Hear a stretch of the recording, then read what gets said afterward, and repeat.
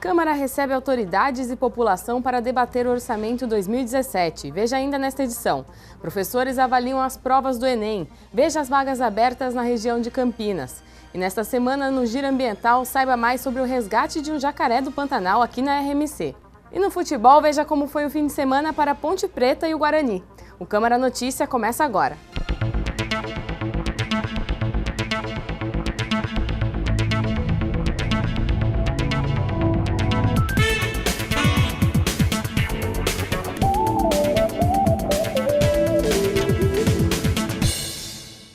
Olá, a gente abre esta edição com a audiência pública do Orçamento 2017 que aconteceu na Câmara nesta segunda-feira. A população lotou o plenário que recebeu autoridades do Executivo e também do Legislativo. Foi realizada a audiência pública sobre o Orçamento de Campinas 2017. A reunião, que durou 4 horas, sem intervalos, contou com a presença dos secretariados do Executivo, dos vereadores e da população. O vereador Tiago Ferrari conduziu a audiência.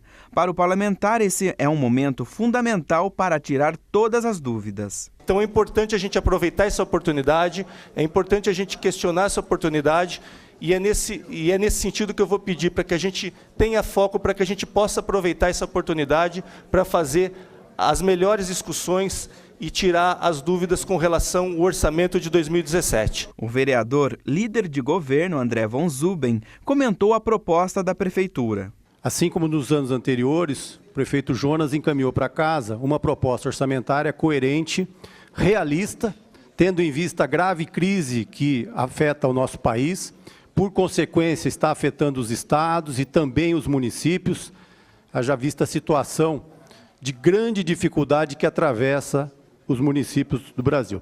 O secretário de Finanças falou sobre o Orçamento 2017. Nós buscamos fazer um orçamento próximo da realidade, levando em consideração a atividade econômica, o momento que o país vive e buscando o equilíbrio fiscal. O orçamento foi apresentado pela Secretaria de Finanças. Para 2017 está previsto o valor de 5 bilhões e 392 milhões, sendo que 4 bilhões e 315 milhões para a administração direta e um pouco mais de 1 bilhão para autarquias e fundações. O destaque na audiência foi para a participação da população. Após a audiência, o orçamento está apto para entrar em primeira votação. De acordo com o regimento, a proposta de lei orçamentária só pode voltar à pauta para a segunda votação após um intervalo de 2 sessões. Neste período, os parlamentares podem apresentar quaisquer emendas que acharem necessárias para serem votadas junto com o projeto. E neste fim de semana, os estudantes de Campinas fizeram o Exame Nacional do Ensino Médio e a nossa equipe foi conversar com professores que fizeram uma avaliação da prova. Saiba mais na reportagem de Michael Vancini.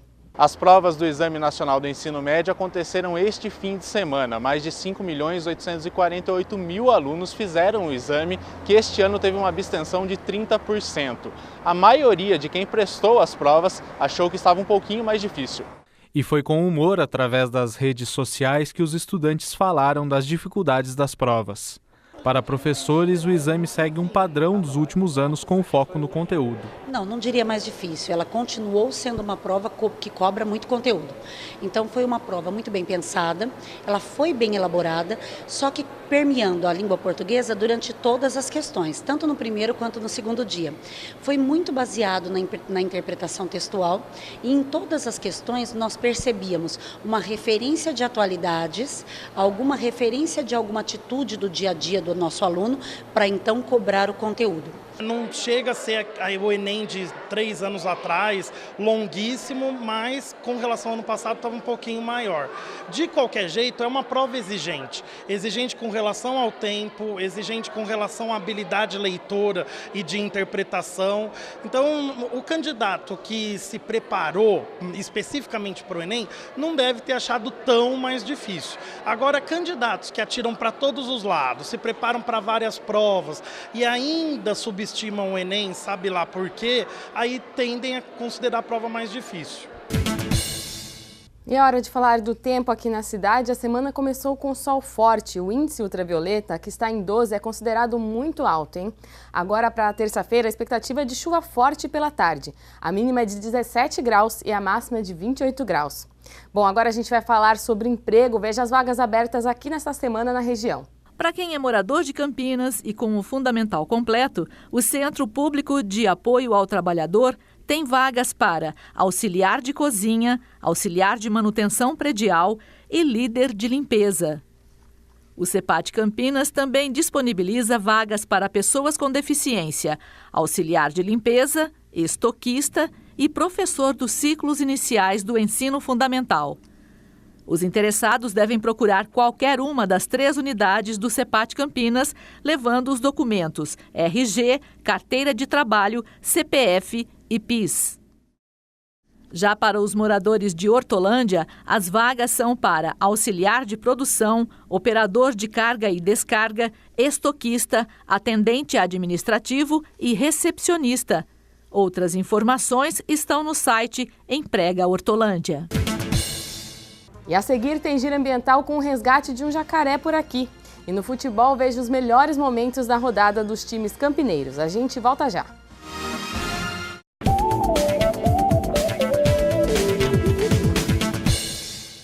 Estamos de volta e agora vamos falar de saúde. O vereador Jorge da Farmácia acompanhou uma ação feita por uma clínica de Campinas que forneceu consultas de diversas especialidades para homens. No último sábado, o vereador Jorge da Farmácia acompanhou uma ação social do Novembro Azul.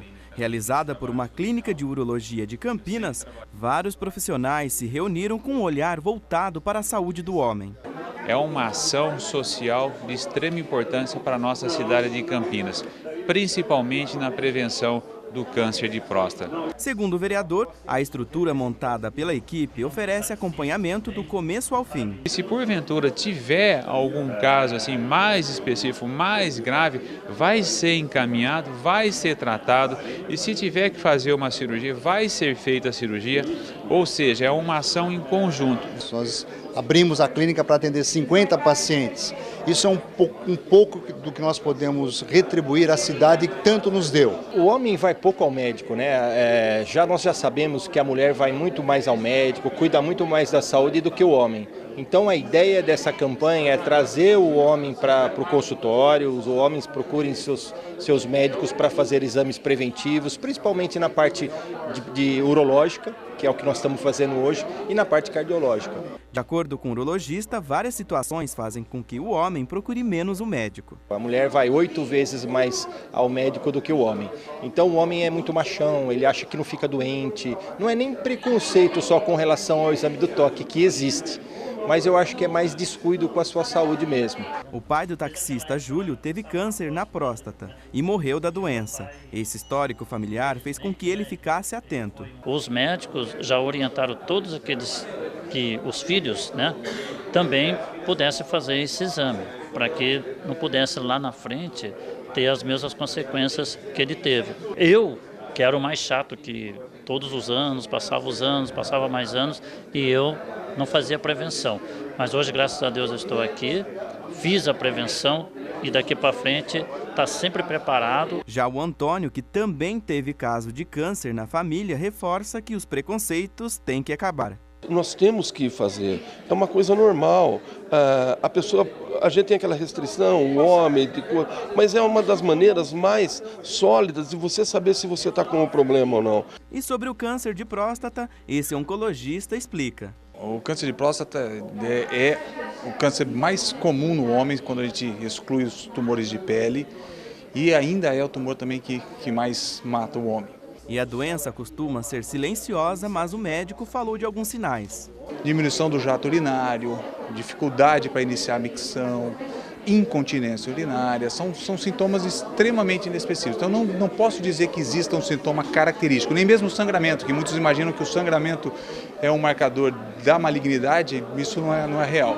A prevenção é o melhor caminho. O Novembro Azul se encaixou bem nesse contexto de alerta à população, de mostrar para a população masculina que é importante estar indo no urologista. Não é ir só em novembro, os pacientes brincam, estou vindo aqui em novembro. Não, tem que ir o ano inteiro. Muitos homens são preconceituosos e por este preconceito eles vão pagar lá na frente, porque aí é pior, gente. Vai ser pior a situação.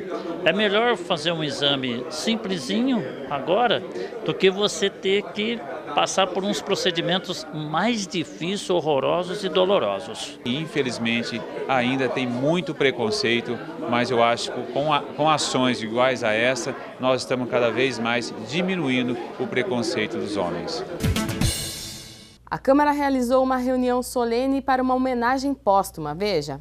O homenageado, Vítor Baranauskas, foi professor titular na Faculdade de Engenharia Elétrica e de Computação da Unicamp, professor conferencista no Instituto Tecnológico da Aeronáutica, professor visitante na Universidade de Oxford, membro titular da Academia de Ciências do Estado de São Paulo e da Academia Brasileira de Ciências em 2012. Além disso, participou da comunidade científica internacional em nanotecnologia, desenvolveu e orientou pesquisas de base e interdisciplinares em estudos de próteses ósseas, interação da radiação eletromagnética com sistemas biológicos, entre outros temas. O professor Vítor Baranauskas morreu aos 62 anos aqui em Campinas, no dia 8 de outubro de 2014. Na solenidade, ele foi representado pela esposa, professora doutora Maria Cecília Baranauskas, e pelo amigo, professor doutor Luiz Carlos Kretli.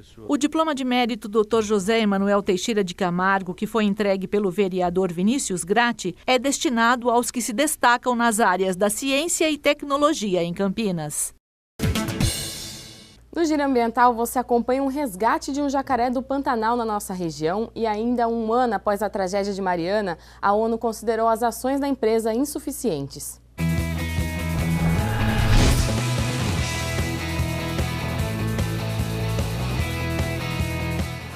Olá! O Giro Ambiental começa falando da aparição de um jacaré do Pantanal em uma chácara de Hortolândia, na região metropolitana de Campinas.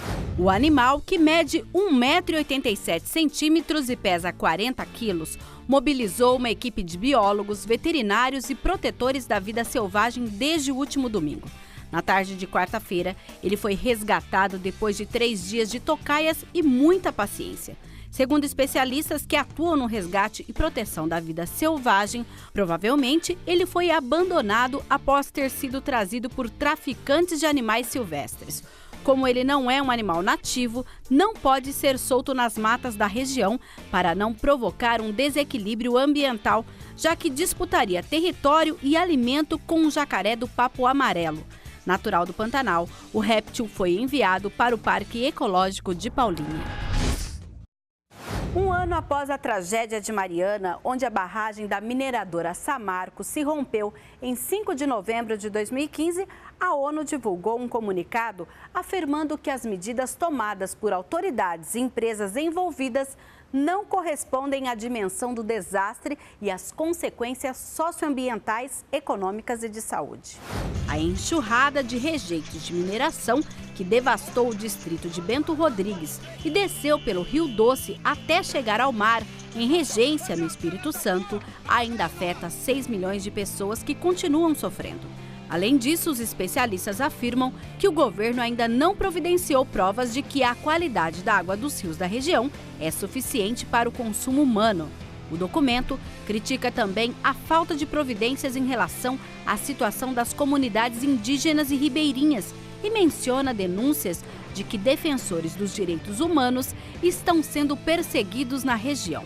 Para os representantes da ONU, os esforços das empresas Samarco, Vale e BH Billiton para deter os vazamentos de lama foram insuficientes e ressaltam que este é o momento de redobrar todos os esforços. Com essas notícias, o Giro Ambiental fica por aqui. Até a próxima semana. E neste fim de semana, os times de Campinas entraram em campo e tanto a Ponte Preta quanto o Guarani não se deram bem. Na final do Campeonato Brasileiro da Série C, o Guarani foi derrotado pelo Boa Esporte pelo placar de 3-0. Brian Samúdio abriu a contagem aos 9. 4 minutos depois, Felipe Mateus ampliou. No início do segundo tempo, o zagueiro Ferreira do Bugre fez uma falta e foi expulso direto. Só que aí o zagueiro se descontrolou, empurrou o árbitro e agora vai a julgamento. No final da partida, Caio Christian fechou a conta. Final, Boa Esporte campeão da Série C3, Guarani com o vice-campeonato 0. Ontem a Ponte Preta recebeu o Santos no Moisés Lucarelli e saiu na frente de pênalti com o artilheiro William Potker.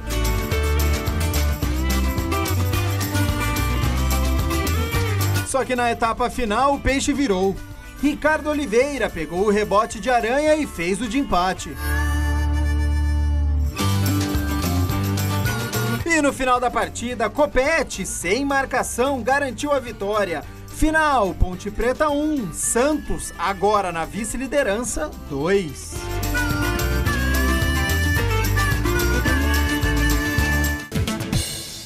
Esta edição do Câmara Notícia fica por aqui. Até a próxima.